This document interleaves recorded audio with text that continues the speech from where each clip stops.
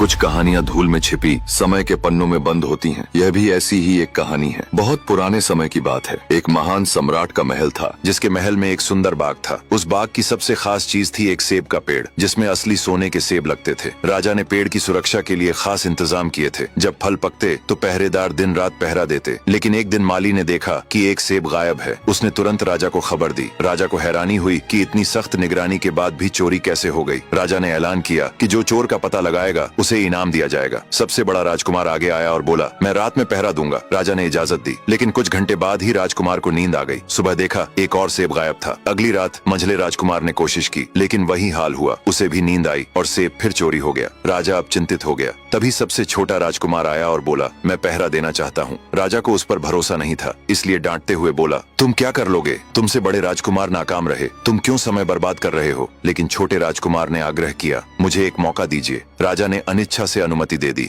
रात में छोटा राजकुमार पहरे पर बैठा। जब आधी रात हुई तो राजकुमार ने देखा कि एक सुंदर सोने की चिड़िया कहीं से उड़ती हुई आई और सेब के पेड़ पर बैठ गई। उसने देखते देखते सोने का एक सेब तोड़कर अपनी चोंच में पकड़ लिया। राजकुमार ने फौरन निशाना साधकर तीर चला दिया, लेकिन तीर चिड़िया को नहीं लगा और वह पंख फड़फड़ाकर उड़ गई। हाँ, इतना अवश्य हुआ कि उसका एक सुनहरा पंख टूटकर जमीन पर आ गिरा। दूसरे दिन सुबह राजकुमार ने राजा को सारी बात बता दी और वह सोने का पंख उनके सामने रख दिया। पंख इतना चमकदार और कीमती था कि राजा उसे देखते ही रह गया। उसने कहा, अगर एक पंख इतना सुंदर है तो पूरी चिड़िया कितनी अद्भुत होगी। उसे पकड़ लाओ। सबसे पहले बड़ा राजकुमार चिड़िया की तलाश में निकला। चलते चलते वह एक जंगल में पहुंचा, जहाँ एक लोमड़ी पेड़ के नीचे आराम कर रही थी। राजकुमार ने तीर उठाया। तभी लोमड़ी बोली, मुझे मत मारो, मुझे पता है तुम किस काम से जा रहे हो। मेरी सलाह मानोगे तो सफलता मिलेगी। सामने एक गांव आएगा, वहाँ दो सराय होंगी, एक सजी सजाई, दूसरी पुरानी। तुम पुरानी में ठहरना। राजकुमार ने उसकी बात को हंसी में उड़ा दिया और आगे बढ़ गया। गांव पहुंचकर वह सजी सजाई सराय में ठहर गया और वहाँ के नाच गाने में ऐसा उलझा कि उसे अपने असल काम की याद ही नहीं रही। कई दिन बीत गए, राजकुमार नहीं लौटा। अब मंझला राजकुमार निकला। रास्ते में वही लोमड़ी मिली। उसने वही सलाह दी, लेकिन यह राजकुमार भी उसका मजाक उड़ाकर चला गया और अपने लक्ष्य से भटक गया। आखिरकार छोटा राजकुमार रवाना हुआ। रास्ते में उसे भी वही लोमड़ी मिली। राजकुमार ने लोमड़ी की बात को ध्यान से सुना और लोमड़ी से कहा, ठीक है, तुम जैसे कह रही हो मैं वैसा ही करूंगा। इस पर लोमड़ी खुश होकर बोली, तुम सबसे अच्छे लड़के मालूम होते हो। तुमने मेरी बात का मजाक नहीं उड़ाया। मैं तुमसे खुश हूँ और तुम्हारी मदद करूंगी। आओ, तुम मेरी पीठ पर बैठ जाओ, मैं तुम्हें उस सराय तक पहुँचा देती हूँ। देखते ही देखते लोमड़ी बहुत बड़ी हो गई और राजकुमार उस पर सवार हो गया। थोड़ी ही देर में वे मैदानों और पहाड़ों को पार करते हुए उस गाँव में पहुँच गए, जहाँ सोने की चिड़िया कैद थी। फिर लोमड़ी ने राजकुमार से कहा, अब मैं तुम्हें बताती हूँ कि आगे तुम्हें क्या करना चाहिए। तुम सीधे चलो। आगे चलने पर तुम्हें एक बहुत बड़ा किला मिलेगा, जिस पर सिपाही पहरा दे रहे होंगे। तुम उनसे डरना मत और सीधे अंदर चले जाना, क्योंकि वे इस समय सो रहे होंगे। तुम बेधड़क होकर किले में घुसते चले जाना और कमरों को पार करते हुए उस जगह पहुंच जाना जहां लकड़ी के एक मामूली से पिंजरे में सोने की चिड़िया बंद है। चिड़िया को पिंजरे सहित उठाकर बाहर ले आना, लेकिन एक बात याद रखना, चिड़िया के पिंजरे के पास ही एक बहुत सुंदर सा सोने का पिंजरा भी रखा होगा। तुम भूलकर भी चिड़िया को उस पिंजरे में मत रखना। यह कहकर लोमड़ी चली गई। राजकुमार ने किले के पास जाकर देखा कि सचमुच सिपाही सो रहे थे। वह बिना डरे सीधा महल में घुस गया और थोड़ी ही देर बाद वह उस कमरे में जा पहुंचा जहां सोने की चिड़िया एक लकड़ी के पिंजरे में बैठी हुई थी। पिंजरे के पास ही सोने के 3 सेब पड़े हुए थे। इन सेबों को देखकर राजकुमार ने तुरंत पहचान लिया कि ये सेब उसके पिता के बाघ के ही थे। सोने की चिड़िया इतनी सुंदर थी कि राजकुमार उसे देखता ही रह गया। वह उसे उठाकर लाने ही वाला था कि उसकी नजर पास ही पड़े एक सुंदर सोने के पिंजरे पर पड़ी, जिसमें कीमती पत्थर जड़े हुए थे। राजकुमार लोमड़ी की बात भूल गया और उसने चिड़िया को लकड़ी के पिंजरे से निकालकर सोने के पिंजरे में बंद कर दिया। लेकिन जैसे ही चिड़िया नए पिंजरे में गई, उसने जोर जोर से शोर मचाना शुरू कर दिया। राजकुमार पिंजरे को उठाकर कमरे से बाहर भी नहीं निकल पाया था कि बहुत सारे सिपाही कमरे में घुस आए और उन्होंने राजकुमार को पकड़ लिया। सिपाही उसे खींचते हुए राजा के दरबार में ले गए। राजा के पूछने पर राजकुमार ने सारी बात कह सुनाई। राजा बोला, तुम मेरे महल में चोरी करने के लिए घुसे थे। मैं तुम्हें माफ नहीं कर सकता। तुम्हें फांसी की सजा दी जाएगी, लेकिन मैं तुम्हें एक मौका देता हूँ। अगर तुम मेरे लिए सोने का घोड़ा ले आओ तो न सिर्फ तुम्हें छोड़ दूंगा, बल्कि सोने की चिड़िया भी तुम्हें दे दूंगा। राजकुमार को अपनी जान बचाने के लिए राजा की शर्त माननी पड़ी। अब वह सोने के घोड़े की तलाश में निकला। किले के बाहर उसने देखा कि लोमड़ी उसका इंतजार कर रही थी। उसने उसने उसे सब बताया। लोमड़ी ने निराश होकर कहा,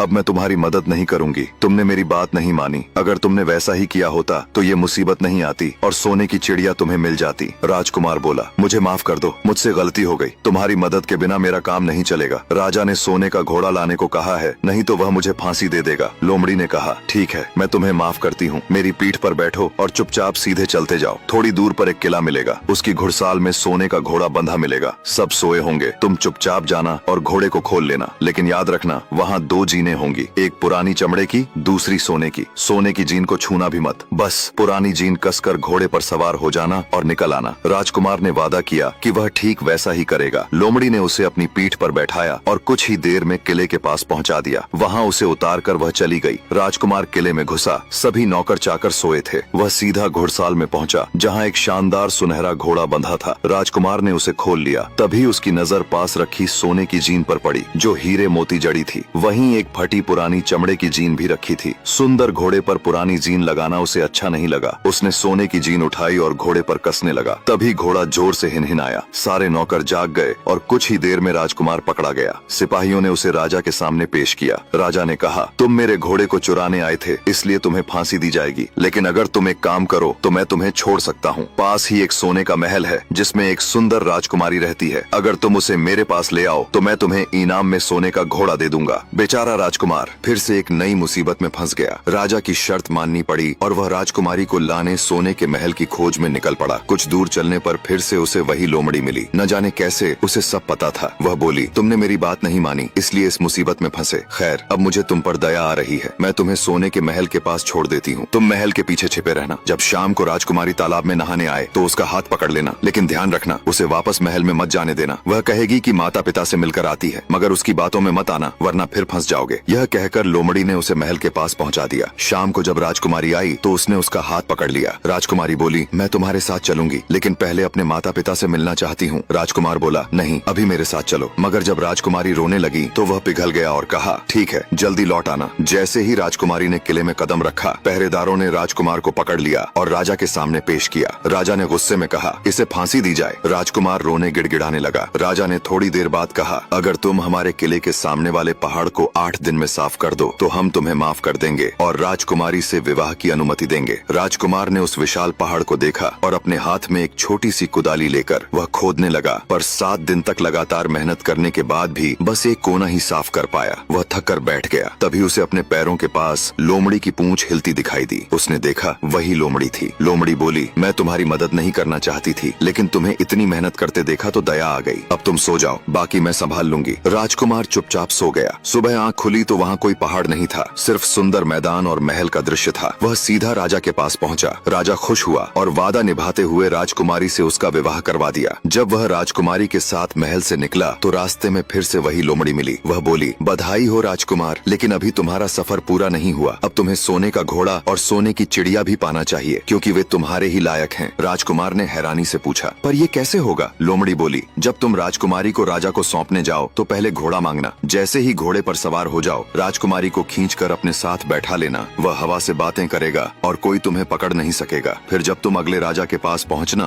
तो पहले चिड़िया मांगना। जैसे ही पिंजरा हाथ लगे, उसे छीनकर घोड़े को दौड़ा देना। सब कुछ तुम्हारा हो जाएगा। राजकुमार ने वही किया। घोड़े पर सवार होकर वह राजकुमारी और चिड़िया को लेकर निकला। कुछ दूर जाने पर लोमड़ी फिर मिली। राजकुमार ने कहा, तुम्हारी वजह से मुझे चिड़िया, घोड़ा और राजकुमारी तीनों मिल गए। बताओ क्या इनाम दूं? लोमड़ी बोली, अगर सच में खुश हो तो एक तीर चलाकर मुझे मार दो, यही मेरा इनाम होगा। राजकुमार चौंक गया। तुमने मेरी जान बचाई और मैं तुम्हें मार दूं? ये मुझसे नहीं होगा। लोमड़ी उदास हो गई और बोली, ठीक है, मत मारो, पर 2 बातें याद रखना। कुएं की दीवार पर मत बैठना और ऐसे लोगों पर धन मत खर्च करना जिन्हें फांसी होनी हो। राजकुमार हंसते हुए बोला, तुम भी अजीब हो। भला मैं कुएं की दीवार पर क्यों बैठूंगा और फांसी के मुजरिमों पर धन क्यों खर्च करूंगा? लोमड़ी कुछ नहीं बोली, बस अलविदा कहकर चली गई। राजकुमार आगे बढ़ा और उसी गांव पहुंचा जहां पहले 2 सराय थीं। वहां बगीचे में भीड़ लगी थी। पता चला 2 लोगों को फांसी दी जानी है। जब वह पास गया तो देखा वे उसके अपने ही 2 बड़े भाई थे, जो जुए, झगड़े और लापरवाही में सब गंवा चुके थे। अब गांव वालों ने उन्हें फांसी की सजा दे दी थी। राजकुमार भावुक हो उठा। उसने कहा, मुझसे धन ले लो पर इन्हें छोड़ दो। और वही हुआ जिससे लोमड़ी ने उसे पहले ही सावधान किया था। वो सब कुछ दोहरा रहा था जो उसे नहीं करना था। बहुत कहने पर लोग मान गए और दोनों को रिहा कर दिया। राजकुमार भाइयों को छुड़ाकर आगे चला। कुछ दूर पर जंगल में उन्हें एक कुआं दिखा। राजकुमार ने कहा, कुछ देर यहीं आराम करते हैं, पानी पीकर फिर चलेंगे। राजकुमार कुएं की दीवार पर बैठ गया। वह भूल चुका था कि लोमड़ी ने मना किया था कुएं की दीवार पर मत बैठना। तभी भाइयों ने उसे धक्का दे दिया और वह कुएं में गिर गया। फिर राजकुमारी और सोने की चिड़िया लेकर वे अपने राज्य लौट आए। उन्होंने राजा से कहा, हम सोने की चिड़िया, सोने का घोड़ा